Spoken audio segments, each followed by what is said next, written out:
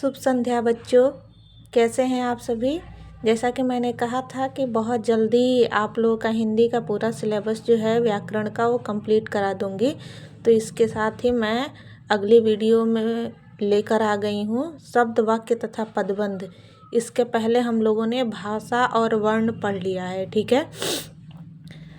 और मैंने अभी शॉर्ट वीडियो में भी आप लोगों के लिए दे दिया है वाक्य तथा वाक्य के भेद, ठीक है। तो वहाँ से आप लोग उसको भी देख लीजिए और यहाँ हम डिटेल में आप लोग को बता दे रहे हैं, ठीक है।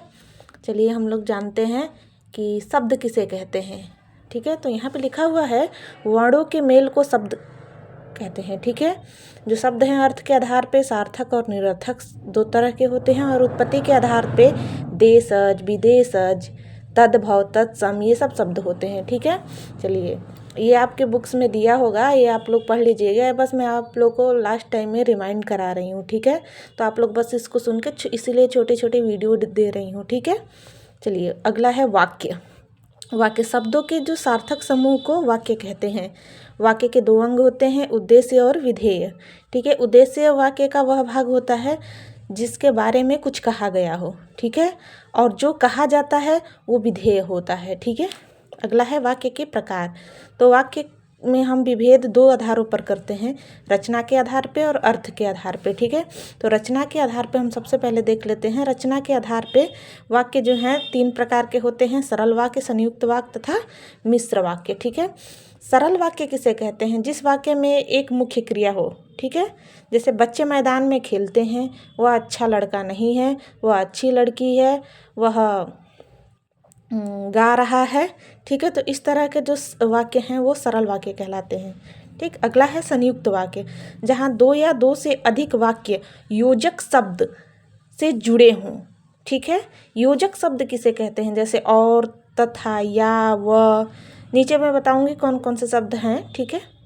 तो ये हैं सब संयुक्त वाक्य, ठीक है। जैसे एग्जाम्पल है लालू आया और गया। देखिए यहाँ पे योजक शब्द है ना, और लालू आया और गया, ठीक है।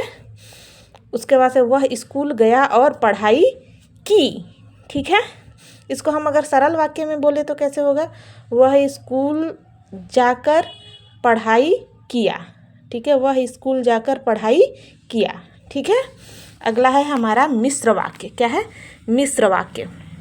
मिश्र वाक्य जब एक वाक्य के साथ एक या एक से अधिक उपवाक्य हो तथा दूसरा वाक्य पहले पर निर्भर हो, जो दूसरा वाला उपवाक्य है वो पहले पे निर्भर हो, तो इस तरह के जो वाक्य हैं वो मिश्र वाक्य कहलाते हैं। जैसे एग्जाम्पल है जब तुम्हारा भाई आएगा तो तुम चले जाना, ठीक है।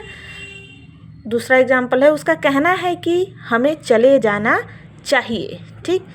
अब चलिए देख लेते हैं कैसे पहचानेंगे। सरल वाक्य तो ठीक है आप लोग जान जाते हैं, लेकिन संयुक्त वाक्य और मिश्र वाक्य को कैसे पहचानेंगे? तो देख लीजिए संयुक्त वाक्य।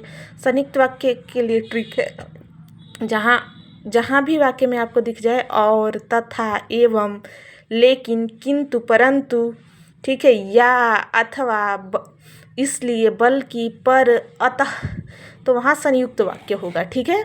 मिश्र वाक्य में जैसा, कि, यदि, क्योंकि, चूंकि, जो, अगर, जब, जहाँ, जिसको, जिसे, ये सारे शब्द मिल जाएं तो उनको हम क्या कहते हैं? संयुक्त वाक्य कहते हैं, ठीक है बेटा। तो ये रहा हमारा शब्द और वाक्य के भेद, ठीक है। अगले वीडियो में हम लोग पदबंध भी देखेंगे, ठीक। तो थैंक्स फॉर वॉचिंग। ऐसे ही बने रहिए और जो कमियां हो उसको बताते रहिए, कमेंट ज़रूर करिए, ठीक है।